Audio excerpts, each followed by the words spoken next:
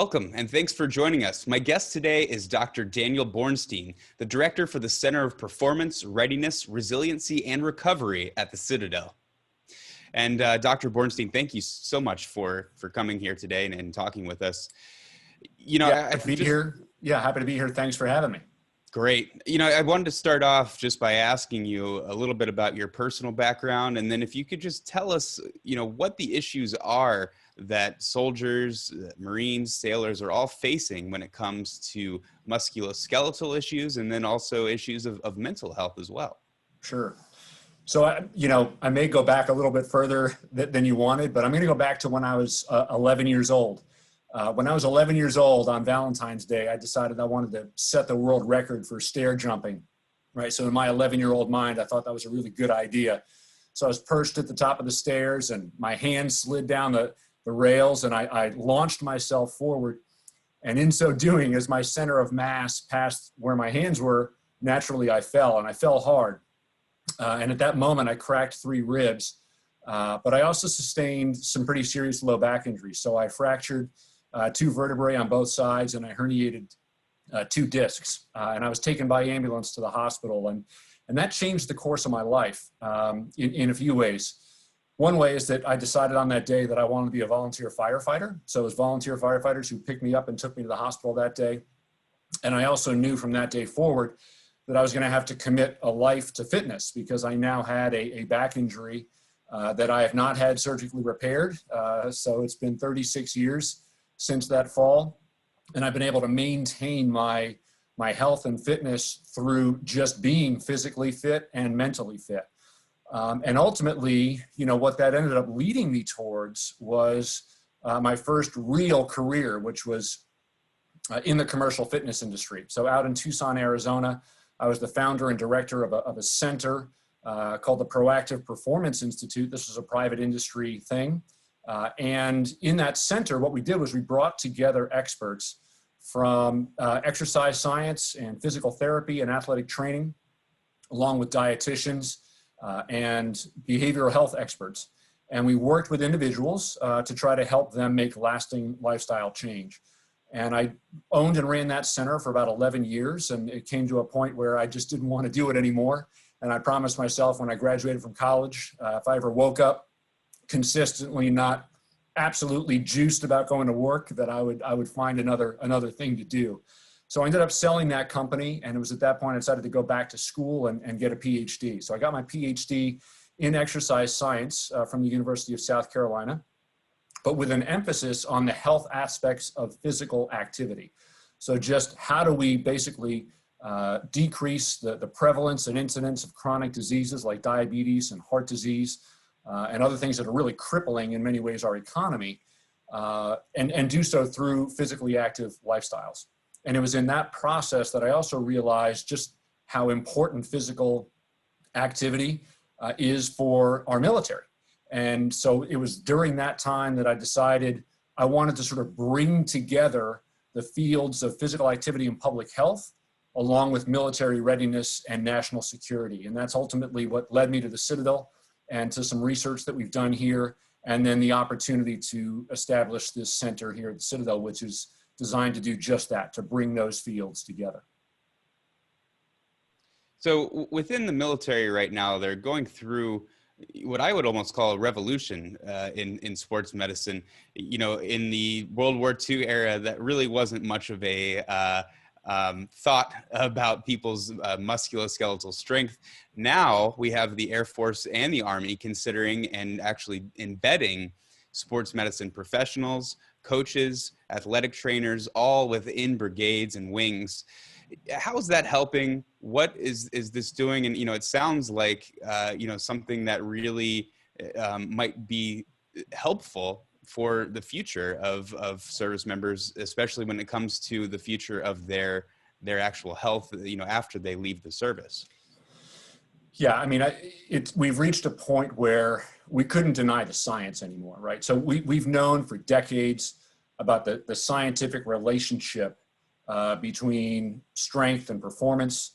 We've known for decades about the importance of mental health on performance.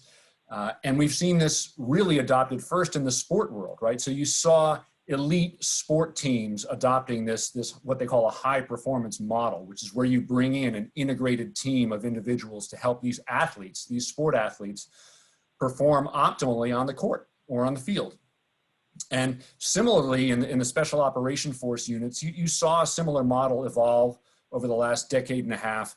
But just more recently, as you indicated, the military has decided to really put the service member first as the most valuable asset in the arsenal. And then if you're going to do that, you need to take care of that person. You need to ensure that that person is ready to perform optimally on and off the job. And that requires an understanding, again, of the science of human performance, both from the physical side and the mental side. One example is that, over the last couple of decades, there's been a pretty dramatic rise in musculoskeletal injuries, what we call training-related injuries in basic combat training. We never used to see those before. But those injuries have escalated dramatically, and they are costing the Department of Defense millions of dollars to treat. And then you move further down the pipeline into when those individuals become members of the fleet or the force or what have you, and those injuries can persist, and they can either shorten the life of the service member and or when they move into veteran status become, again, a serious drain on the economy from the standpoint of treating those injuries once they move into veteran status. Add to that the mental health challenges that we now have. We see that in the fact that 22 veterans are killing themselves every single day, which is a travesty. So you've seen things like the Department of Defense initiate the Total Force Fitness framework, and you now see the Army rolling out sort of their version of that, which is holistic health and fitness, which is really the idea of looking at the entire person, physically, mentally, and spiritually, and surrounding that person, that service member or that veteran, with the proper expertise to help them in all those different avenues so that they, in fact, are ready to perform optimally while they're in the service and then hopefully afterwards. I think that's a perfect segue into my next question, which is about an MOS that the Army is considering creating. And for non-military people, an MOS is an occupation that soldiers can decide to follow. That occupation that they're creating is a strength and conditioning coach. So, what might this change within the Army to have this certain MOS and career path that they can follow? So huge change. So again, we recognize in the sport world that there are a few different individuals who work to help make that sport athlete perform optimally. You've got a physical therapist or athletic trainer, and a lot of times their job is to treat an injury once it happens, or maybe even prevent it through taping and so on and so forth. But it's really the strength and conditioning coach that works in an integrated fashion with that athletic trainer and physical therapist to ensure that that athlete is functioning from 0% to 100, and then ideally 120, 130%. So it's that strength and conditioning coach that really improves the performance, makes them bigger, stronger, faster, more resilient. And so in the sport world, we've seen this work. And there's this new field that is called tactical strength and conditioning coaching. So instead of the sport athlete, now we're talking about the tactical athlete. And the tactical athlete is the military service member. It could also be a first responder, like a law enforcement officer, a firefighter, an EMS worker. And the tactical athlete, just like the sport athlete, has a unique set of physiological demands that are being asked of them, and they need to be trained properly to meet those demands. So again, they can minimize their risk of injury and maximize their performance. And so it's this field, this tactical strength and conditioning field, that has emerged as a sub-discipline of exercise science, and then even a sub-discipline of strength and conditioning, that the Army and others branches are beginning to recognize as a critically important member of the team. And so the Army is considering having tactical strength and conditioning coaching as a primary MOS, still working to figure out exactly what the key KSAs, knowledge, skills, and abilities will be, but they are moving strongly in this direction. They're to be applauded for that effort, because tactical strength and conditioning coaches are a key element in building, what we might call dominant war fighters. I mean, individuals who can go out there and defeat the enemy. And physical therapists have their own skill set, and the mental coaches and cognitive performance people, they've all got their skill set. And now it's time to bring in that tactical strength and conditioning coach as a member of that integrated team that's going to help that warfighter be ready for the fight. So even if the Army doesn't decide to go ahead with this MOS, they're still relying on a lot of contractors, a lot of people in the private industry, academia, to figure out what soldiers need. The Citadel offers many different certificates and things like that that may be unable to you may be unable to get in other areas. So, you know, what do you offer, and how can this really help people interested in military and these sorts of issues? Obviously the Citadel is a military college. And so we're designed to produce future leaders, not all of whom will necessarily contract or go into the military, but a lot of them will. And we also see ourselves in some ways as an extension in that way, of the military, and trying to help the military in every way that we can. And what we saw was a gap. And that gap was actual educational opportunity in the specific discipline of not just tactical strength and conditioning, but what we call tactical performance and resiliency. So as you see, for example, the rollout of the Army's holistic health and fitness program, again, this is this team of experts. And if you're going to be a tactical strength and conditioning coach, you need to be able to know how to interface with the behavioral folks, the cognitive folks, the physical therapists, the athletic trainers, all the other members of that H2F team. And there was no academic degree or certificate program in the country that offered that level of expertise, true subject matter expertise, in not just understanding the physiological aspects of how to train tactical athletes to perform optimally, but also how to understand where you fit in that holistic health and fitness team, that integrated team. So we created these programs specifically to meet this need.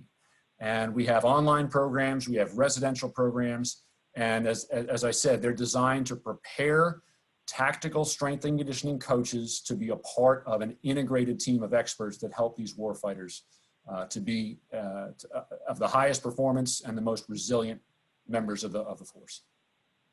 I would be remiss to not talk about mental health. You know, we've spent a lot of time talking about musculoskeletal, and you've certainly brought up some of the issues that are within the military and mental health. What is the Citadel? How are you focusing on mental health? And then how is the Defense Department reframing some of its ideas about mental health that maybe it didn't have in the past? Yeah, it's a great question. So, I think one of the things that's challenging is that, mental health has this really negative stigma that's attached to it. And of course, mental health exists along this very wide spectrum, from clinically depressed to maybe just a little bit anxious. And so what you see starting to happen is, the Army developed, for example, master resilience trainers. These are individuals who aren't necessarily psychologists or psychiatrists. And so you're not going to see the shrink, right? When you see the master resilience trainer, you're getting skills, daily skills that you can utilize to help manage your own stress or anxiety, maybe some of your depression. Inevitably, maybe there's some signs and symptoms of post-traumatic stress disorder. So what we're doing, for example, at the Citadel is we are in our academic programs, we've built in entire courses. We've had a course, for example, called Psychological Resiliency, where we talk about not just mental health and disease, but also some of these other, maybe a little bit more benign issues, like just managing stress or anxiety that comes with being a service member, or being a law enforcement officer or a firefighter. And also, in particular, knowing your lane. So just as, as a tactical strength and conditioning coach, for example, it's not your job to treat a stress fracture or to treat an ACL tear. It's your job to recognize those things and refer that person, that soldier, that warfighter, out to the physical therapist or athletic trainer or sports med doc. Well, in the same way, the tactical strength and conditioning coach needs to be able to recognize signs and symptoms of stress, anxiety, depression, suicidal ideation, not necessarily so that they can intervene, but so they can direct that person to the proper members of that holistic team. So we've built that into our program because we know that that's what the military is doing as they try to hire on the right people, is be able to have them work in that integrated team. And again, part of what we're trying to do is reduce that stigma that may be associated with just, needing a little help dealing with stress or anxiety, and not necessarily needing, something on your record that says, for example, you went to go see the psychologist or whatever it may be. So we're lowering the barrier to people being able to access some of those resiliency services that are going to help them to improve their longevity in the military, and also hopefully just give them life skills that they can carry on during and after their time of service.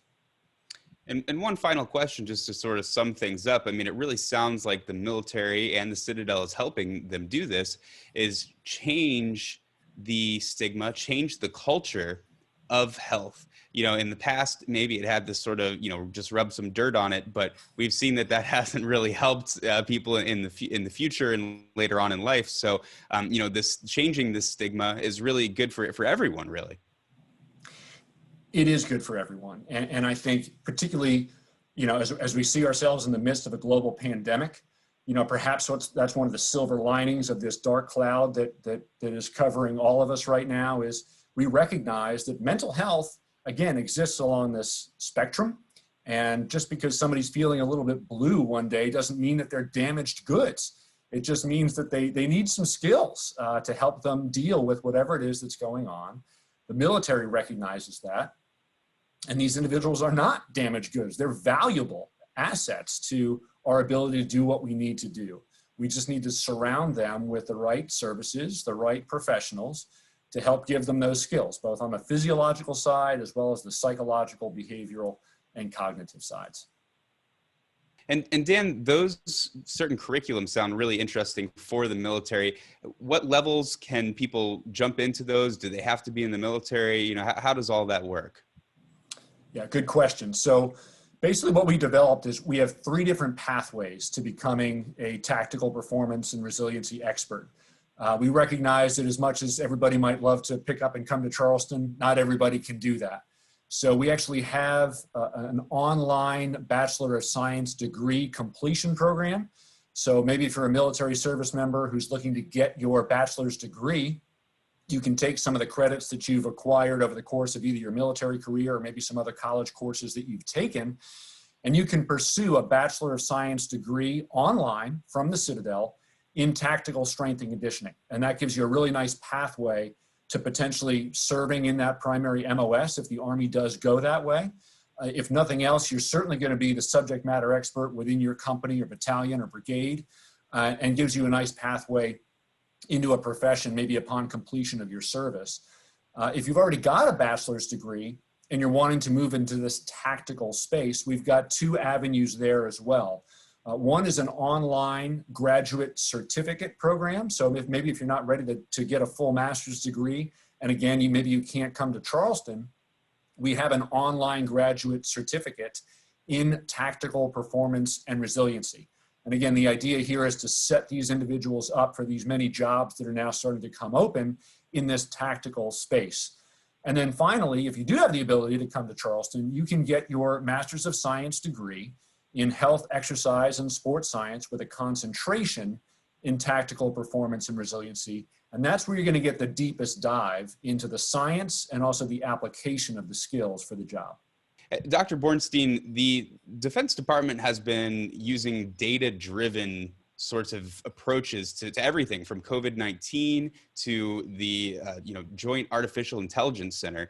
This is no different, and they now have the quantitative research to back up what they're trying to do. So what are we seeing within that approach?